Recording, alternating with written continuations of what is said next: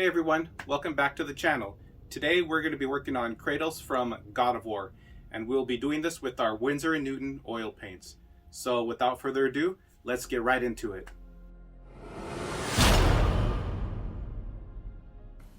Okay, here we are working Kratos from God of War Ragnarok. At this stage, of course, how I start all my oil paintings is the block-in stage.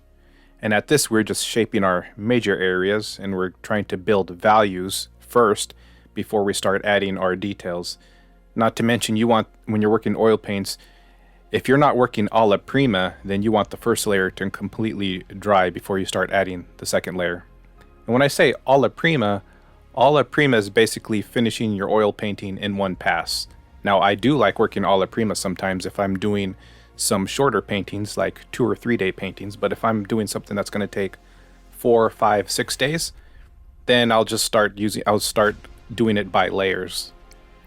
See right here, as the first layer has dried, I started putting in the second layer, the more details and brighter highlights as well. And right there, I'm just adding more texture, drawing the little pores in his skin. When I'm working the beard, of course, I did the block-in stage first, and then I'll start adding the fine strands of hair afterwards. So while that's drying, I'm gonna move over to his shoulder and start working in this area, all the anatomy, taking my time, making sure everything looks correct before I start adding my second layer. And on the second layer, I'll start adding the little sweat droplets and the pores in his skin. And right there it was already dry, and there I am using my Tischler dagger. I like using the Tischler daggers because those are a bristle brush. Now, bristles are a lot more rigid than synthetics. It's a stronger, the hair on it is a lot stronger, so you can achieve different kinds of detail. Basically like more finer lines of detail. I do a mixture of both. I do use synthetics as well, and that's when you want to get more of a softer look on some areas. And for the strands of hair on his beard, I was using an ivory dagger and a script liner. Those are perfect for doing little strands of hair. Now here I am working on his pauldron, doing the little lacing, getting the first layers built in. Just like before, we are just blocking in. So while that's drying, I'm gonna go right back over to his shoulder and start adding my second layers and intensifying that red on that stripe that goes over his shoulder. I'm adding brighter highlights and I'm adding darker reds, because what I'm doing right there is I'm building the value. Now when you're working on a painting, the most important part are your proportions and your values. Now your colors don't need to be perfectly accurate to your reference, because the main thing that matters is getting your values correct. The colors come second. So as long as you're able to do nice highlights and nice darks, and they transition well together, then your painting's going to come out fantastic no matter what colors you're using. I mean, you can paint Kratos in just 2 colors, but if you have awesome values, then that painting is going to come out amazing. There I am adding some highlights after the paint has dried, and I'm going to start blocking in some more of his chest armor. And I really, really love the Celtic design, the Celtic ornate design on his chest plate, or his leather plates right there. That's part of the reason why I chose this painting as well, because I had never done anything like this before in oil paint. So, you know me, I love a challenge.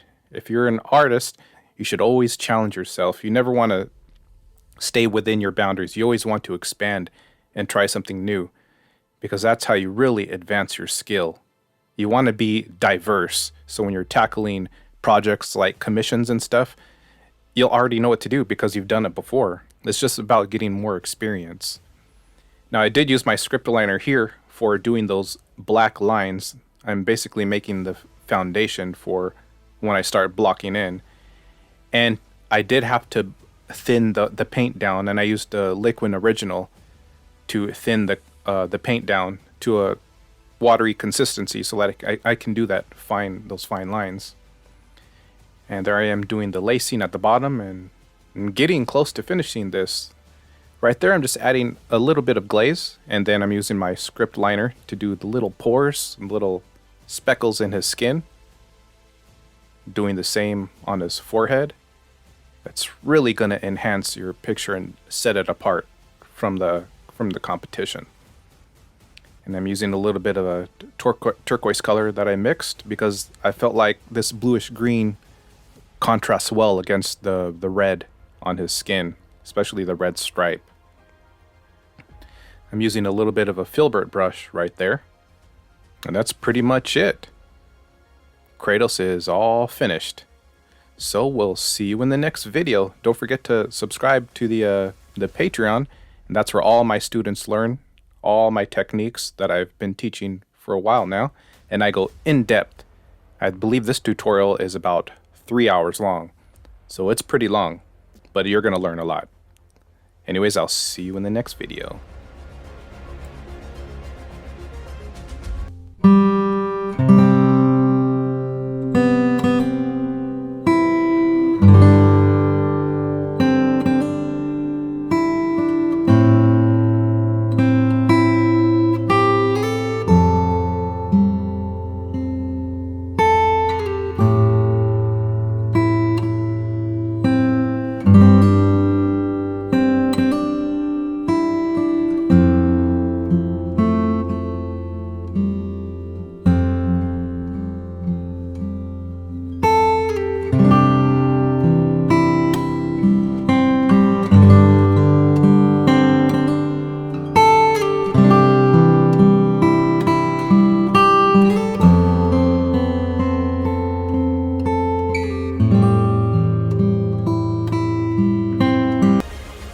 And that's it for the Kratos God of War tutorial. If you enjoyed this video, please consider liking, subscribing, and commenting below.